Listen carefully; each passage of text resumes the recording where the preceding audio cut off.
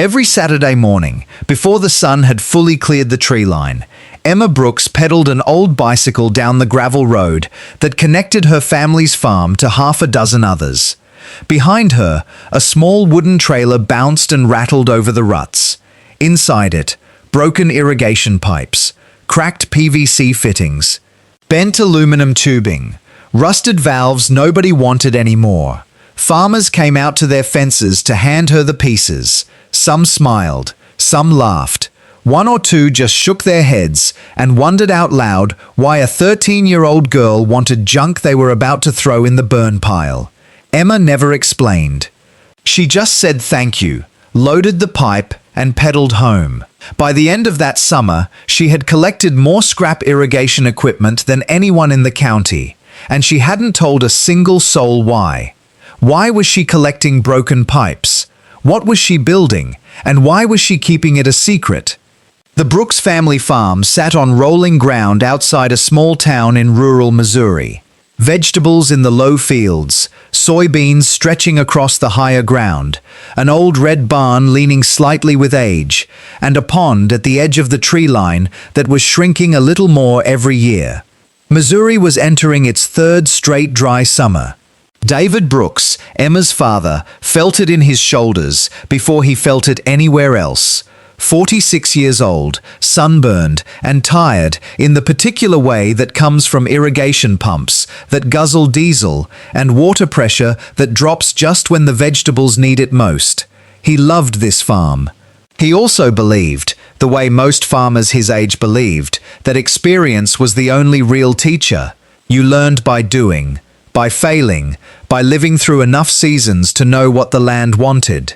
Rachel Brooks, Emma's mother, kept a kitchen garden that somehow always looked a little greener than it should have, even in a drought.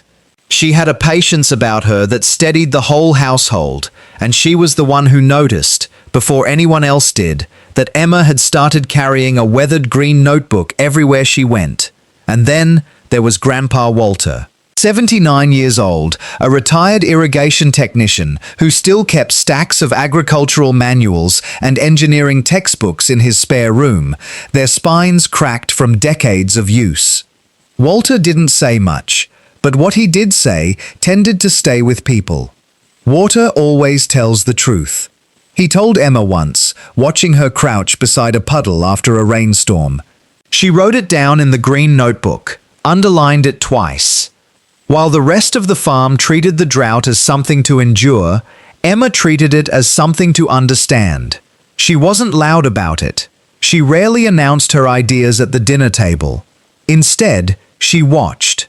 She measured, she sketched. Every page of her notebook held some new fragment of observation. Rainfall totals, soil moisture readings, taken with a stick and a ruler, rough elevation sketches of the fields. Notes on which crop rows dried out first and which stayed damp a little longer. One evening in early June, she noticed something the adults had walked past 100 times without seeing it.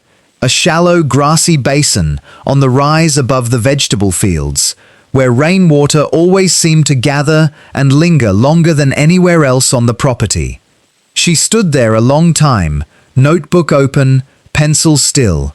How much higher is this ground than the fields below it? How long does the water actually stay here before it disappears?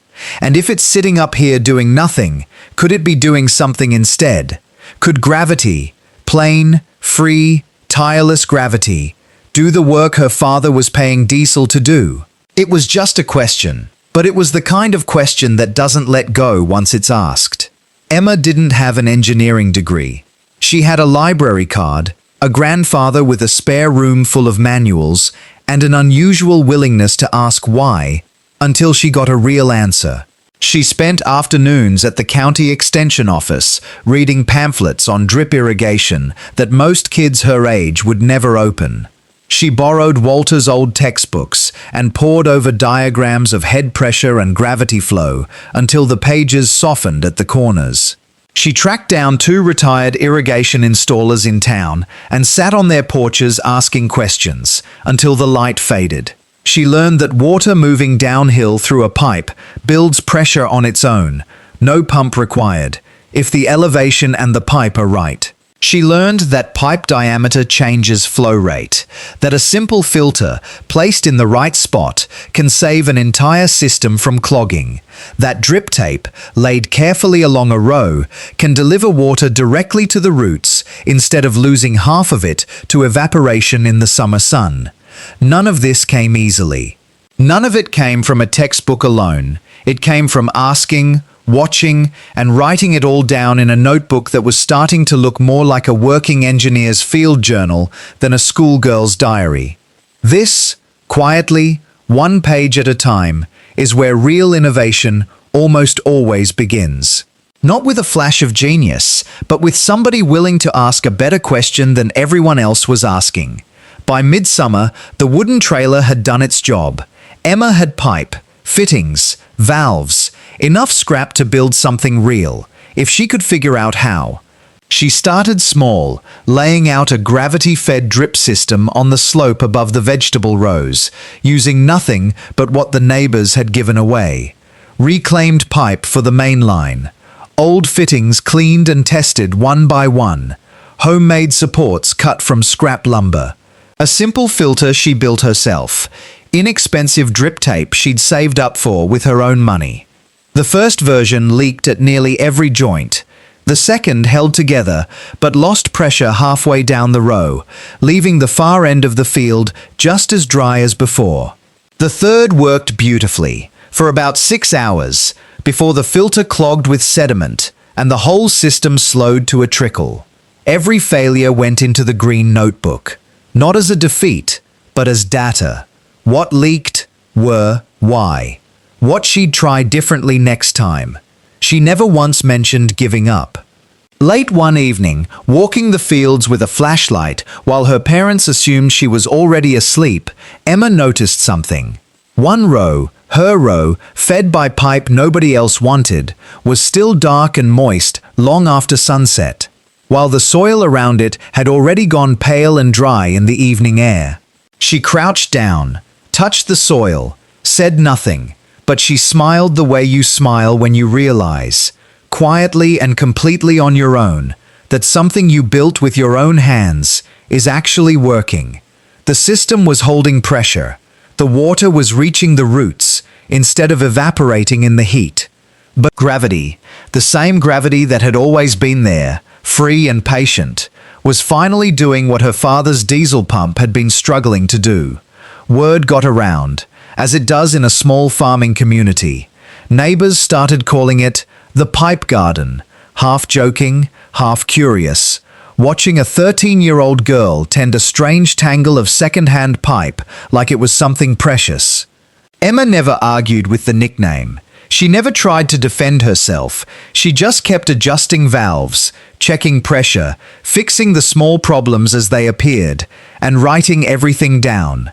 Then, one afternoon, a county agricultural extension specialist stopped by to see for himself. He expected to find a school project. What he found instead was a fully functioning gravity-fed irrigation network, engineered with real head pressure calculations, filtered against clogging, and built almost entirely from parts other farmers had thrown away. He didn't correct her. He started asking her questions. By late August, the drought had tightened its grip on the whole county. Field after field of vegetables wilted under the relentless sun. Farmers who had laughed at the pipe garden back in June were now watching their own crops struggle, while, just up the road, the Brooks family's fields stayed dark green, healthy, and productive. Word spread fast after that. Farmers who had once handed Emma their broken pipes without a second thought began showing up at the fence line again.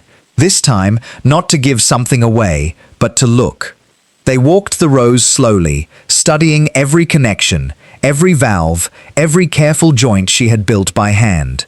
The same pipes they had thrown away were now watering the healthiest field in the county. Emma didn't keep her system a secret once it worked. She walked her neighbors through every part of it. The basin, the elevation, the filtration, the drip lines, the same way Walter and the old installers had once walked her through it. Farms across the county began saving their broken irrigation parts instead of tossing them in the burn pile.